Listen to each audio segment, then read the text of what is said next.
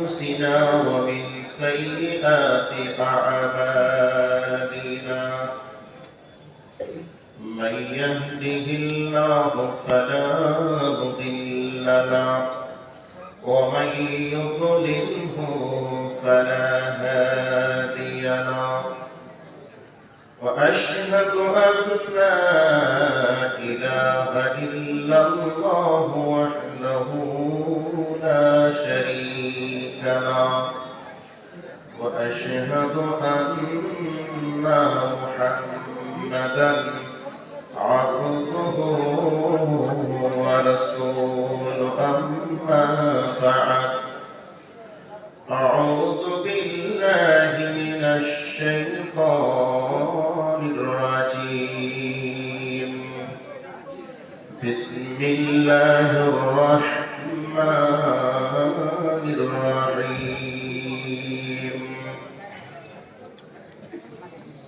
وقضى ربك ألا تعبدوا إلا إياه وبالوالدين إحسانا إما يبلغن عندك الكبار أحدهما أو كلاهما فلا تقل لهما أف ولا تنهرهما وقل لهما قولا كريما واخفض لهما جناح الذل من الرحمة وقل رب ارحمهما كما ربياني صغيرا وقال النبي صلى الله عليه وسلم وأن أبي هريرة رضي الله تعالى عنه قال رسول الله صلى الله عليه وسلم رغم عنفه قيل من يا رسول الله قال من أدرك والديه إنك الكبار أحدهما أو كلاهما ثم لم يدخل الجنة ويكم بديشون মসজিদে হাকিছে আজান জেগে তোরা ঘুমাস না রে অবুঝ মুসলমান জেগে তোরা ঘুমাস না রে গাফিল মুসলমান যাচ্ছে বিলাল পারে পারে চোখ মুছে আর থাকিস না রে ঘুম থেকে তোর নামাজ ভালো আল্লাহ তাআলার ফরমান জেগে তোরা ঘুমাস না রে গাফিল মুসলমান জেগে তোরা ঘুমাস না রে অবুঝ মুসলমান। উপস্থিত চলমান সভার নির্বাচিত সুযোগ্য সভাপতি সাহেব, উপস্থিত আকাশের তারকা সাদৃশ্য উলামায়ে কেরাম, সামনে বসে থাকা ইসলাম পিপাসিত শ্রোতা মণ্ডলী, পর্দার অন্তরালী অবস্থানরত আমার জননী জাতির মা ও বোনেরা, সমস্ত রকমের প্রশংসার যিনি মালিক তিনি হলেন আল্লাহ। সেই আল্লাহ পাকের শেখানো ভাষার মাধ্যমে আমরা প্রশংসা আদায় করি, সকলে বলি আলহামদুলিল্লাহ। তারই পরে শান্তি বর্ষিত হোক মহানবী বিশ্বনবী মুহাম্মদুর রাসূলুল্লাহ সাল্লাল্লাহু আলাইহি ওয়াসাল্লামের উপর, আল্লাহুম্মা আমিন। ভাই, আপনাদের সম্মুখে পবিত্র কোরআন থেকে কোরআনুল কারীমের আয়াতে কারিমা পরিবেশন করেছি, হাদিসে নববী থেকেও একখানা সহিহ সনদে বর্ণিত হাদিসও পরিবেশন করেছি। কোরআন এবং হাদিসকে সামনে রেখে একটা গুরুত্বপূর্ণ বিষয়ের উপরে তত্ত্ববহল আলোচনা করার চেষ্টা করব ইনশাআল্লাহ।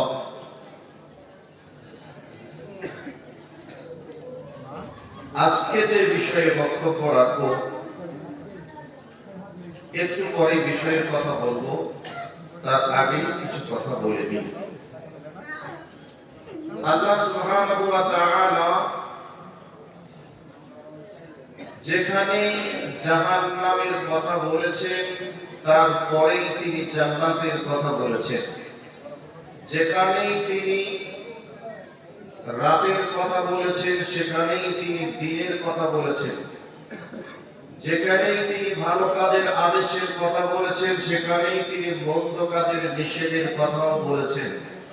যেখানেই তিনি হালালের কথা বলেছেন, সেখানেই তিনি হারামের কথাও বলেছেন। যেখানেই সালাতের কথা বলেছেন, সেখানেই তিনি যাকাতের কথাও বলেছেন। যেই জায়গায় আল্লাহর ইবাদতের কথা আল্লাহ নিজে বলেছেন, সেই জায়গাতেই মা বাবার সঙ্গে ভালো ব্যবহার করার কথাও তিনি বলেছেন।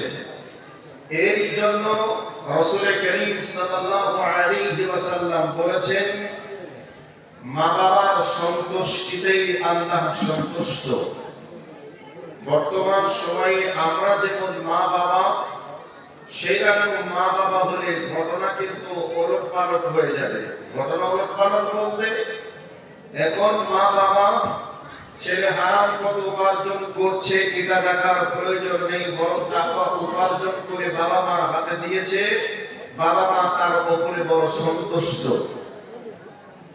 এইরকম মা বাবা তার উপরে সন্তুষ্ট হলে যে স্বয়ং আল্লাহ সন্তুষ্ট থাকবেন, কথাটা এমন নয়। এবার বিষয়ের দিকে দৃষ্টি আকর্ষণ করছি। আমি অন্য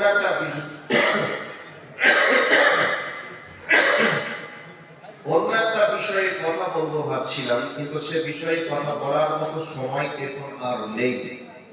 এর জন্য বিষয় চেঞ্জ করলাম। এখন কথাটা একটু মনোযোগ সহকারে সকলে, নারী পুরুষ আবাল বৃদ্ধা বনিতা সকলের জন্য প্রযোজ্যময় একটা বক্তব্যের বিষয় উপহার দেওয়ার চেষ্টা করব ইনশাআল্লাহ। আল্লাহ সুবহানাহু ওয়া তাআলা, ভাই বসো ভাই, আল্লাহ সুবহানাহু ওয়া তাআলা তিনি বলছেন, ওয়াকাদা রাব্বুকা আল্লা তা'বুদু। আল্লাহ পাক বলছেন, আমি চূড়ান্ত ফয়সালা করে দিলাম, তোমরা কারোর ইবাদত করবে না, ইল্লা ইয়াহু, কেবলমাত্র আমারই ইবাদত করবে। এরপরেই আল্লাহ পাক বলছেন, ওয়াবিল ওয়ালিদাইনি ইহসানা, তোমরা তোমাদের মা বাবার সঙ্গে ভালো ব্যবহার করবে।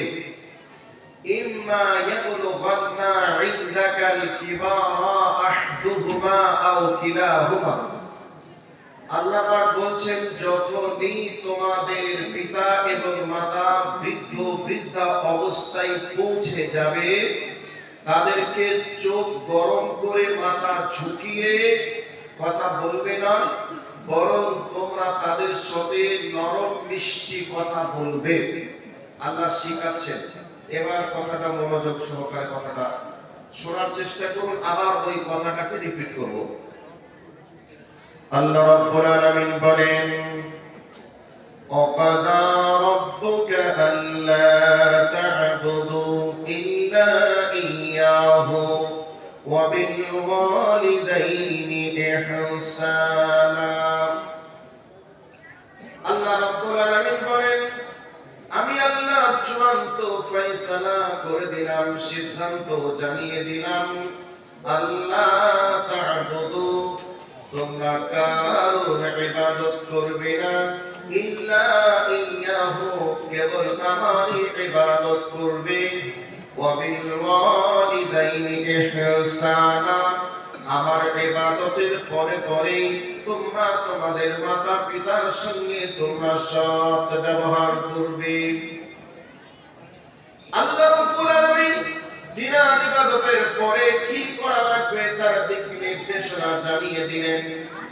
এবার আল্লাহ পাক বলছেন, ইম্মা ইয়াবলুগান্না ইনদাকাল কিবারা আহদুহুমা আও কিলাহুমা, আল্লাহ রাব্বুল আলামিন বলেন, তোমার তোমাদের পিতা এবং মাতা একজন অথবা দুইজন বৃদ্ধ বৃদ্ধা অবস্থায় যখন পৌঁছে যাবে, তখন একটা কথা একাধিকবার বলবে। এমন কথা যখন বলবে, খবরদার তোমার মাতা পিতার সঙ্গে গরম নজরে কথা বলবে না, গরম করে কথা বলার চেষ্টা করবে না, বরং তোমরা তাদের সঙ্গে নরম মিষ্টি কথা বলবে। আমার ভাই, আমার বন্ধুরা, আমরা যখন ছোট ছিলাম, যত আমরা ছোট ছিলাম তত আমাদের বাবা মার কোলে ছিলাম। যত বড় হয়েছি তত যেন আমাদের বাবা মার কোল ছেড়েছি। আমাদের বাবা মা যত বৃদ্ধ বৃদ্ধা হবে, তত আমাদের বাবা মা আমাদের ছেলের মতো করে, মেয়ের মতো করে কাছে আসবে। এবার ঘটনাটা বলে দিই, ভালো করে শুনে নিন। আমরা যখন ছোট ছিলাম, মিষ্টি মিষ্টি কথা যখন বলতে শিখেছিলাম, আব্বু বলে ডাকতে শিখেছিলাম, আম্মু বলে ডাকতে শিখেছিলাম, তখন আমাদের মা বাবারা আমাদের এই মিষ্টির কথা শোনার জন্য কতই যেন আনন্দই উৎফুল্লিত হয়ে থাকতো। যেদিন আব্বা বলে ডেকেছি, সেই দিন যেন আমার মা একে ওকে খবর দিয়ে বলেছে, আমার ইবাদুল্লাহ তার আব্বাকে আব্বা বলে ডাকতে শিখেছে, আমাকেও যেন আম্মু বলে ডাকতে শিখেছে। এরকম আনন্দিত হয় কি হয় না? হয়। এই অবস্থা যখন পৌঁছে যায়, তখন আব্বা ছেলেকে কোলে করে নিয়ে সাইকেলে করে মোটরসাইকেলে করে, এখন আমাদের সাইকেল হয়েছে, মোটরসাইকেল হয়েছে, 4 চাকা হয়েছে, কিন্তু আজ থেকে 20-30 বছর পিছিয়ে যান, তখন মানুষের কাছে সাইকেল থাকাটা বড় দুষ্কর ছিল, মোটরসাইকেল তো দূরের কথা।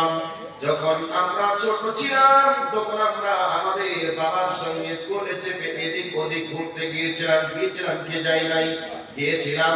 এখন যেতে যেতে বিভিন্ন জিনিস থেকে বিভিন্ন জিনিস নেওয়ার বায়না করেছি না, আব্বা এটা দেওয়া লাগবে, আমি এটা নেব, এরকম কথা আমরা ছোটদের বলেছিলাম কি বলে নাই? অবশ্যই বলেছিলাম। এরপর বিভিন্ন জিনিস থেকে আমরা জিজ্ঞাসা করেছিলাম, বাবা এই জিনিসটা কি, এর নাম কি? এই করে করে বিভিন্ন জিনিসের নাম আমরা জিজ্ঞাসা করেছিলাম, বিভিন্ন প্রশ্ন আমরা করেছিলাম, কিন্তু আমাদের বাবা মা বিরক্ত হয়ে একবার ধমক দিয়ে বলিনি, এত বুঝিস কেন, কথা বলিস না, চুপ করে বস, এরকম করে কোনো ধমক না দিয়ে বরং সন্তানের হাজার প্রশ্নের উত্তর বাবা মা আনন্দে চিত্তে দিয়েছিল কি দেয় নাই? দিয়েছিল। এবার আর একটু গভীরে চলে গেলাম। আপনি জমিন দিয়ে মাঠ দিয়ে নিয়ে চলছেন, যেতে যেতে দেখছেন গাছের ডালে একটা সাদা রঙের পাখি বসে আছে, যাকে আমরা বক বলি। ওই বক সাদা পাখিটাকে দূর থেকে দেখা যায়। ছেলে যখন ছোট্ট, আমরা যখন ছোট ছিলাম, আব্বাকে বলেছিলাম, আব্বা ওই যে গাছের ডালে বসে আছে এটা কি? আমরা বলেছিলাম এর নাম হলো বক পাখি। বক পাখি কোথায় যায়, কোথায় খায়, কি খায়, ওর বাবা কোথায়? এরকম ভাবে ছোট ছেলেরা প্রশ্ন করে কি করে না করে, কিন্তু বাবা মা একবার বিরক্ত হয়ে বলে না, এমন কথা বারবার কেন বলছিস? তোর কোনো প্রশ্নের জবাব দিতে পারবো না, চুপ করে বস, বারবার বলবি না। এরকম করে আমরা ধমক দেই নাই, বরং তাদের কথাগুলিকে আমরা আনন্দের চিত্তে মিষ্টি মুখে তাদের উত্তর দেওয়ার চেষ্টা করেছি। আল্লাহ রাব্বুল আলামিন বলেন, ইম্মা ইয়াবলুগান্না ইনদাকাল কিবারা আহাদুহুমা আও কিলাহুমা ফালা তাকুল লাহুমা উফফিন ওয়া লা তানহারহুমা ওয়া কুল লাহুমা কাওলান কারীমা। আল্লাহ রাব্বুল আলামিন বলেন, তোমার বাবা মা যখন বৃদ্ধ বৃদ্ধা হয়ে যাবে, এখন তোমার আর বাবা মা নেই, বরং এখন তোমার ছেলে মেয়ের মতো হয়ে গেছে, তারা বৃদ্ধ বৃদ্ধা হয়ে গেছে, এখন তাদের বয়স, তাদের বুদ্ধিটা একেবারে ছোট ছেলের মতো হয়ে যাবে।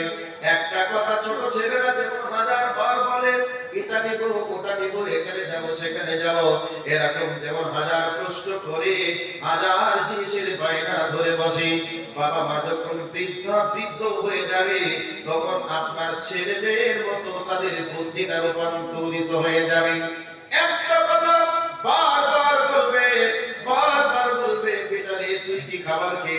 কোথায় যাবে এইরকম করে বারবার আপনাকে জিজ্ঞাসা করবে, বারবার বিভিন্ন জিনিসের কথা বলবে। এই অবস্থায় আল্লাহ পাক বলছে, খবরদার তোমার বাবা মার বৃদ্ধ বৃদ্ধা বসে এই আচরণ দেখে একাধিকবার কথাটা বলা দেখে তুমি যেন বিরক্ত হয়ে ব্যথা পেয়ে শব্দটা করিও না, বরং তারা যে কথা বলবে রে তাদের কথাগুলোকে নরম মিষ্টি ভাষায় তোমরা কথা বলবে। ওয়াকুল্লাহুমা কাওলান কারীমা, নরম মিষ্টি ভাষায় তাদের কথা বলবে। চোখ গরম করে কথা বলবে না, ধমক দিয়ে কথা বলবে না, ও শব্দটা পর্যন্ত তোমরা করবে না, বরং তাদেরকে নরম মিষ্টি ভাষায় কথা বলবে। আল্লাহ রাব্বুল আলামিন এই কি করে কথা বলতে হবে শিখিয়ে দিলেন। শিখিয়ে দেওয়ার পরে আল্লাহ রাব্বুল আলামিন বলছেন, বান্দারে যতদিন তোমার মা বাবা দুনিয়ায় থাকবে এরকম ভাবে নরম মিষ্টি কথা বলবে। এবার তোমার মা বাবা এবার কি হবে ভালো করে শুনে নাও। ওয়াকফি জিদাহুমা জানাবাতুল মিনার রাহমা ওয়াকুর রাব্বিরহামহুমা কামা রাব্বায়ানি সগীরা। আল্লাহ রাব্বুল আলামিন এখানে ডানা বলেছেন, হাতকে ডানা বলেছেন। এই ডানা বলার কারণ কি আপনাদেরকে একটু বলে দেই। বন্ধুরে, আমরা দেখি আকাশের উপরে পাখিগুলি চড়ে, পাখিগুলি উড়ন্ত অবস্থায় যখন থাকে, কখনো দেখি হাতগুলিকে ডানাগুলিকে এভাবে নাড়াই, আবার কোন সময় দেখি ডানাগুলোকে এভাবে বিছিয়ে দিয়ে সমান্তরাল করে রেখে দিয়েছে। যদি এভাবে সমান্তরাল করে রেখে দেয় পাখি বেশিক্ষণ থাকতে পারবে না, জমিনের উপরে আছাড় খেয়ে পড়ে যাবে। এই জন্য মাঝে মধ্যে হাতটাকে এভাবে করে তাদের ভারসাম্য রক্ষা করে এবং তারা একটু রেস্ট নিয়ে নেয়। আবার কোন সময় এভাবে উড়ে আকাশ পথে ভারসাম্য রক্ষা করার জন্য, আবার উড়ন্ত অবস্থাকে রাখার জন্য আবার তারা ডানাগুলিকে নড়ায়। আল্লাহ রাব্বুল আলামিন বলছেন, ওরে আমার দুনিয়ার বান্দারা তোমরা শুনে নাও, তোমার মা বাবা বৃদ্ধ বৃদ্ধা অবস্থায় পৌঁছে গেছে। এই অবস্থায় তোমরা তোমাদের হাত দুটিকে তাদের সেবার জন্য বিছিয়ে দিবে। কোন সময় তোমার মা বাবা বৃদ্ধ বৃদ্ধা হয়ে গেছে, আর প্রস্রাব পায়খানায় যেতে পারে না, একা একা চলতে পারে না, তোমার মাকে হয়তো করে দিতে হতে পারে, তোমার মাকে হাতে করে ধরে নিয়ে যেতে হতে পারে। আবার কোন সময় তোমার মা বাবাকে কোলে করে নিয়ে যেতে হতে পারে। আবার তোমার মা বাবা প্রস্রাব পায়খানা করেছে, বিছানায় কাঁথাতে প্রস্রাব পায়খানা করেছে, তোমার মা বাবার প্রস্রাব পায়খানা ধুয়ে পরিষ্কার করা লাগতে পারে। আবার কোন সময় তোমার মা বাবার কাপড়গুলি ধুয়ে পরিষ্কার করা লাগতে পারে। এই জন্য আল্লাহ রাব্বুল আলামিন বলেছেন, তোমার মা বাবা সেবার জন্য তোমাদের হাত দুটিকে বিছিয়ে দাও। এবার এভাবে করার পরে আল্লাহ রাব্বুল আলামিন বলছেন, যতদিন বেঁচে থাকবে ততদিন তোমরা এভাবে তাদের সেবার জন্য হাতটা প্রশস্ত করে দিবে। এখন তোমার মা বাবা যদি দুনিয়া থেকে চলে যায়, এই অবস্থায় তোমাকে কি করা লাগবে? আল্লাহ রাব্বুল আলামিন তার ক্যাটালগ বর্ণনা করলেন, ওয়াকুর রাব্বিরহামহুমা কামা রাব্বায়ানি সগীরা। আল্লাহ রাব্বুল আলামিন বলছেন, হে আমার বান্দারা তোমরা শুনে নাও, তোমার আব্বা মা না ফিরার দেশে চলে গেছে, এই অবস্থায় তোমরা আমার কাছে দোয়া করবে। রব্বুল আলামিন শিখিয়ে দিলেন, ওয়াকুর রাব্বিরহামহুমা কামা রাব্বায়ানি সগীরা। তোমরা তোমার মা বাবার জন্য আমার কাছে দোয়া করবে। রব্বুল আলামিন যেইভাবে আমার মা বাবা আমাকে ছোট্টবেলায় দয়া করে মায়া করে স্নেহের করে আদরের করে আমাকে লালন পালন করে বড় করে তুলেছে, ওই রকম ভাবে আল্লাহ তুমি আমার মা বাবাকে তোমার রহমতের করে লালন পালন করিও। এভাবে দোয়া করতে হবে শিখিয়ে দিলেন। এবার আপনাদের প্রশ্ন থাকবে, মাওলানা মা বাবার জন্য এত কিছু গুণ বৈশিষ্ট্যের কথা আল্লাহ কেন বলেছেন, আর আপনি কেন এত ক্যাটালগ বর্ণনা করেছেন, তার কারণ কি? এবার আপনাদেরকে বলে দিই, ভালো করে শুনে নিন। আল্লাহ রাব্বুল আলামিন বলেন, ইয়াখরুজু মিন বাইনিস সুলবি ওয়াত তারাইব। আল্লাহ রাব্বুল আলামিন বলেন, হে আমার বান্দারা, তোমাদেরকে দুনিয়ার বুকে পাঠানোর যখন সিদ্ধান্ত গ্রহণ এই দুনিয়ার বুকে আসার পূর্বে তুমি বিভিন্ন ফল ফ্রুটে মিশেছিলে, আলো বাতাসের সঙ্গে মিশেছিলে।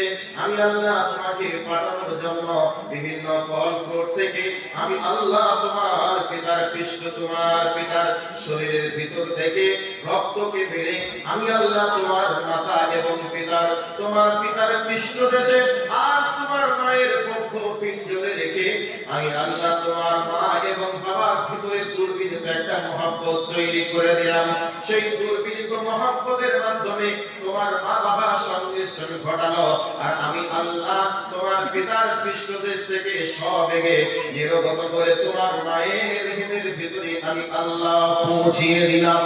এবার আল্লাহ পাক বলছেন সুম্মা মিন নুতফাতিন সুম্মা মিন আলাকা। আল্লাহ রাব্বুল আলামিন বলে আমি আল্লাহ তোমার মায়ের পেটের ভিতরে অপবিত্র পানিটাকে, নুতফাটাকে আমি 40 দিন নুতফা আকারে রেখে দিলাম।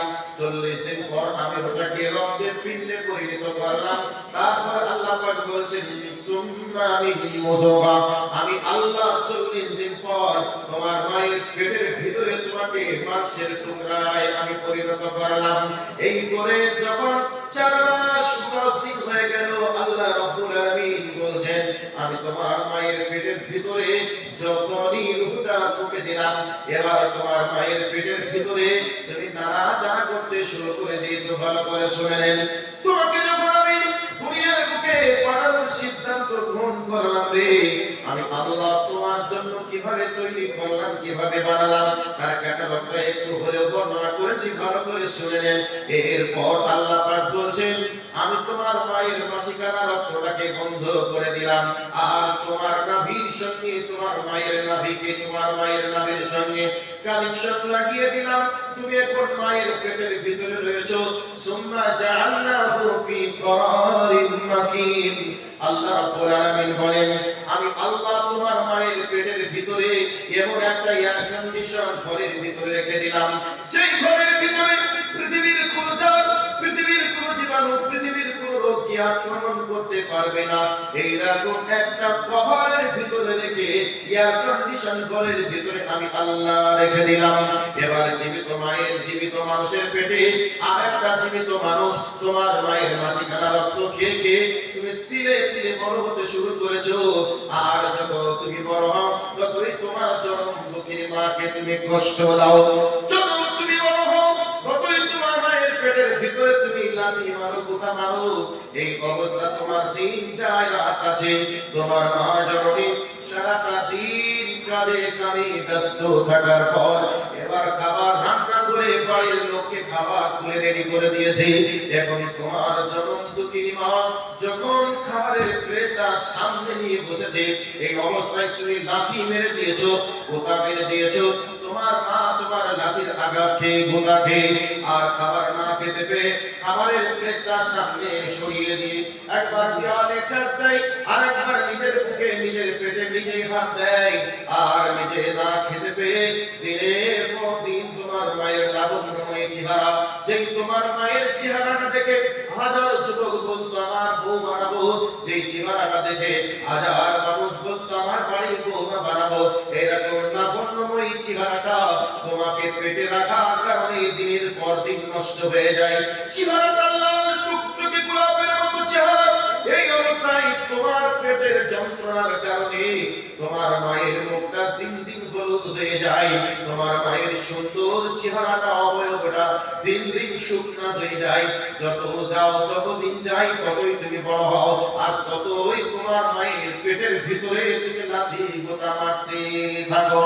এরকম করে করে যখন তুমি দুনিয়ায় আসলে, আমি আল্লাহ তোমার মায়ের পেটের ভিতরে দুর্বিনীত একটা যন্ত্রণা তৈরি করে দিলাম, যেই যন্ত্রণায় তোমার মা সিদ্ধান্ত গ্রহণ করে নেয় এ তো যেমন তেমন যন্ত্রণা নয় রে, এই যন্ত্রণা হচ্ছে পৃথিবী থেকে বিদায় নেওয়ার যন্ত্রণা।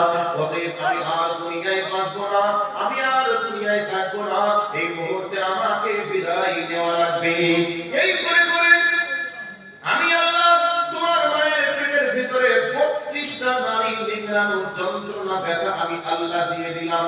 তোমার মায়ের মনের ভিতরে দিল বিশ্বাস এসে গেছে আমি আর বাঁচব না, যদি কোনো রকম করে বেঁচে বাচ্চার মা হয়ে যেতে পারে আর জিন্দেগিতে বাচ্চা নেওয়ার স্বপ্ন দেখব না, প্রয়োজনে স্বামীর বিছানায় যাব না, এরপরেও আমি বাচ্চা নেওয়ার স্বপ্ন দেখব না। মায়েরা বলবে মাওলানা আপনি যেমন করে বলছেন ঘটনা তো এমন নয়। ওরে মা, আজ থেকে 50 বছর 30 বছর 40 বছরে পিছিয়ে যান, যারা যন্ত্রণা পেয়েছে তারা তো যন্ত্রণা বুঝেছে, কিন্তু বিভিন্ন মেডিসিন উঠে গেছে, বিভিন্ন যন্ত্রণার ট্যাবলেট খাইয়ে আপনাকে সিজারের দিকে বাধ্য করছে, কিন্তু এরপরে আপনার চেহারাটা কেমন হয় আপনি বুঝতে পেরেছেন। এবার আল্লাহ পাক বলছেন আমি তোমাকে জন্ম দেওয়ার পর দেখলাম তোমার মা একবারে যুদ্ধের ময়দানের মতো রক্তে রক্তিত হয়ে গেছে, তোমার মায়ের শরীরটা দুর্বল হয়ে গেছে, একেবারে জীর্ণ শীর্ণ হয়ে গেছে। এই অবস্থায় তোমার মা আর নড়তে পারে না, কিছুই করতে পারে নাই। এই অবস্থায় আমি আল্লাহ দেখলাম তুমি না খেয়ে মারা যাবে, যত্নের অভাবে শেষ হয়ে যাবে। এই জন্য আমি আল্লাহ তোমার মায়ের অন্তরের ভিতরে তোমার জন্য দুর্বিনীত মহব্বত তৈরি করে দেই। যখনই তুমি ত্যাগ করে কাঁদো আমি আল্লাহ তোমার মাকে ডেকে বলি দেখ রে, এত কষ্টের পরে তোর পেটের ভিতর থেকে আমি কি হিরিমতি মুক্তা বার করেছি একবার দেখ।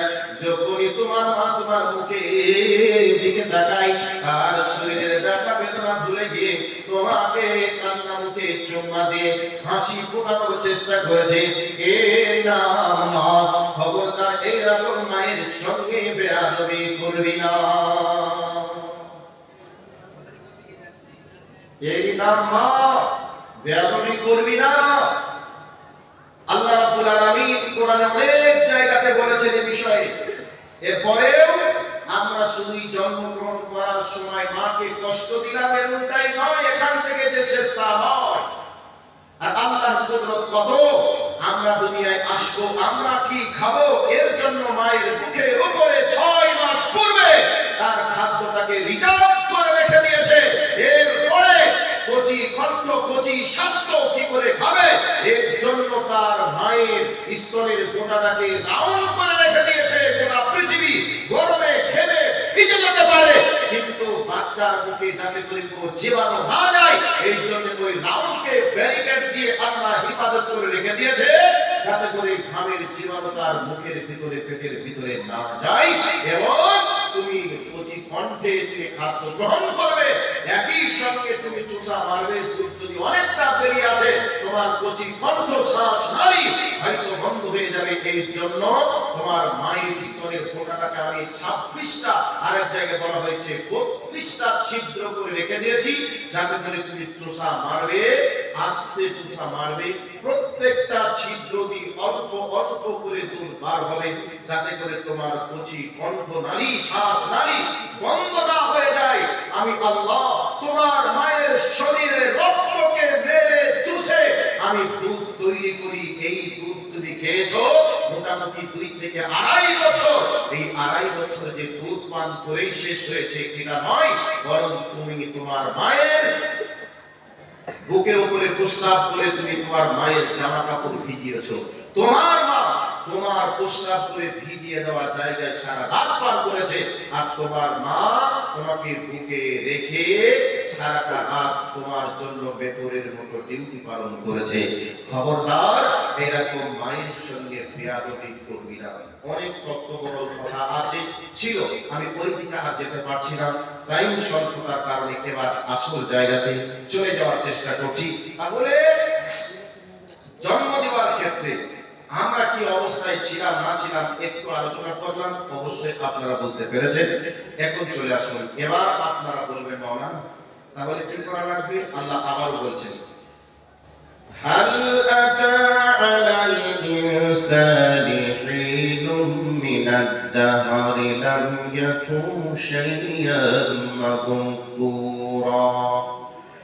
আল্লাহ রাব্বুল আলামিন বলেন, হে পৃথিবীর মানুষ তোমরা কান করে শোনো, তোমাদের জীবনে এইরকম কি কোনো সময় আসি নাই যখন তোমাকে কেউ চিনত না, জানতো না, বুঝতো না, উল্লেখযোগ্য বিষয় হিসেবে কিছুই ছিল না। তোমার মুখে শুধু তেতে আওয়াজ ছাড়া কোনো আওয়াজ ছিল না। পায়খানায় পড়ে, প্রস্রাবে পড়ে, ত্যাগ করে কান্নার আওয়াজ ছাড়া কিছুই ছিল ছিল না, তোমাকে কেউ চিনত না, জানতো না। এখন তোমাকে চিনেছে, ডাক্তার হয়েছো, মাস্টার হয়েছো, ব্যারিস্টার হয়েছো, বড় ব্যবসায়ী হয়েছো, আলেম হয়েছো, মৌলানা হয়েছো, বক্তা হয়েছো, কিন্তু যাদের জন্য হয়েছো সেটাই হলো তোমার মা আর তোমার বাবা। অতএব তোমরা তোমাদের মা বাবার সঙ্গে খবরদার বেয়াদবি করবে না। যদি তোমরা বেয়াদবি করো তোমাদের ইহকাল পরকাল সব বরবাদ হয়ে যাবে। এর জন্য বিশ্বনবী জনাবে মুহাম্মদুর রাসূলুল্লাহ সাল্লাল্লাহু আলাইহি ওয়াসাল্লাম বলছেন, বর্ণনাকারী হযরত আবু হুরায়রা রাদিয়াল্লাহু তাআলা আনহু, যিনি এর ব্যাখ্যা বিশ্লেষণ দিচ্ছেন, তিনি হলেন আমাদের গ্রুপ লিডার নবী মুহাম্মদুর রাসূলুল্লাহ সাল্লাল্লাহু আলাইহি ওয়াসাল্লাম। তিনি বলছেন, রাগিমা আনফুহু রাগিমা আনফুহু রাগিমা আনফুহু কিলা মান ইয়া রাসূলুল্লাহ قال من أدرك والديه عندك الكبار أحدهما أو كلاهما ثم لم يدخل الجنة। আল্লাহর নবী বলেন, ওই ব্যক্তি ধ্বংস, ওই ব্যক্তির নাক-মুখ মাটির সঙ্গে মিশিয়ে দাও। এরকম কথাটা নবীজি তিনবার বললেন। এই অবস্থায় একজন সাহাবী বলছেন, কিলা মান ইয়া রাসূলুল্লাহ, দয়ার নবী গো, কোন ব্যক্তির নাক মাটির সঙ্গে মিশিয়ে যাক, ধ্বংস হয়ে যাক, কার জন্য বলছেন বলুন। এই অবস্থায় নবীজি বলছেন, মান আদরাকা ওয়ালিদাইহি ইনদাকাল কিবারা আহাদুহুমা আও কিলাহুমা সুম্মা লাম ইয়াদখুলিল জান্নাহ। আল্লাহ রাব্বুল আলামিনের নবী বলছেন, হে আমার উম্মতের দলেরা, যারা বৃদ্ধা অবস্থায় তাদের পিতাকে এবং মাতাকে একজন অথবা দুইজনকে পেল, পাওয়ার পরে জান্নাতি মেহমান হতে পারলো না, এর পেটে কপাল পড়া হতভাগা আর কেউ থাকতে পারে না। যাদের মা ছেড়েছে, যাদের আব্বা ছেড়েছে, এখনো জান্নাতে যাওয়ার রাস্তা আছে। মা বাবার সেবা করলে স্বয়ং আল্লাহর আরশ খুশি হয়ে যায়। মা বাবা যদি আপনার জন্য দোয়া করে, এই দোয়ার জন্য স্বয়ং আল্লাহ পাক পর্যন্ত খুশি হয়ে যায়। এর জন্য নবীজি বলেছেন, হুমা জান্নাতুকা ওয়া নারুকা, তোমার মাতা-পিতা তোমার জন্য জান্নাত, তোমার মাতা-পিতা তোমার জন্যই জাহান্নাম। কিন্তু দুর্ভাগ্যজনিত বিষয়, যেটা সত্য হলেও এটাই বাস্তব, আপনাদেরকে কথাটা একটু বলছি। বর্তমান সময়ে বাবা মা বউ পিতার কাছ থেকে ভালোবাসা পাওয়া থেকে বঞ্চিত কেন? তার মধ্যে একটা হলো, আমরা যখন বৌমা হিসাবে আমরা যখন ছেলের বিয়ে দিয়ে নিয়ে আসি, আমরা পছন্দ করতে ভুল করি, জাত বংশ দেখি না। 2 নম্বর হলো, বোনের জন্য আমরা মেয়ে নির্বাচন করতে গিয়ে আমরা টাকা নির্বাচন করি। এরই জন্য আজকে শ্বশুর শাশুড়ি বৌমার কাছ থেকে ভালোবাসা থেকে বঞ্চিত এবং ছেলের ভালোবাসা থেকেও বঞ্চিত। একেবারে কথাটা দিনের আলোর মতো পরিষ্কার, এছাড়া পৃথিবীতে আর দ্বিতীয় কোনো অপশন নেই। এরপরেও পৃথিবীতে মুসলিম ঘরে যারা জন্মগ্রহণ করেছে, এর মা বাবারা কেবলমাত্র এখনো সম্মানের সহিত আছে। পৃথিবীতে বাকি যত ধর্ম আছে, সব ধর্মের মানুষেরাই বৃদ্ধা অবস্থায় পৌঁছে গেলেই বাবা মাকে বৃদ্ধাশ্রমে রেখে আসে। তখনই মনে করে আমরা একেবারে শিক্ষিত হতে পেরেছি এবং আমরা মডার্ন যুগের মডার্ন মানুষ হতে পেরেছি। এই চিন্তা চেতনা বর্তমান সময়ে চলছে। গোটা পৃথিবীর দিকে একটু নজর দিয়ে দেখুন। সম্মানিত উপস্থিতি, আজকে আমরা আমাদের ছেলের কাছ থেকে বৃদ্ধা বয়সে আজকে ভালোবাসা পাচ্ছি না, তার উন্নত মানের কারণ হলো পর। তার আরেকটা কারণ হলো, আমরা মেয়ের জাত বংশ দেখি না, বরং আমরা দেখি মেয়ের চামড়াটা কেমন। যার কারণে বোন না দেখে নিয়ে আসলে বৃদ্ধা বয়সে শ্বশুর শাশুড়ি হিসাবে তাদের কাছ থেকে সম্মান পাবে না। এ কথাই সত্য।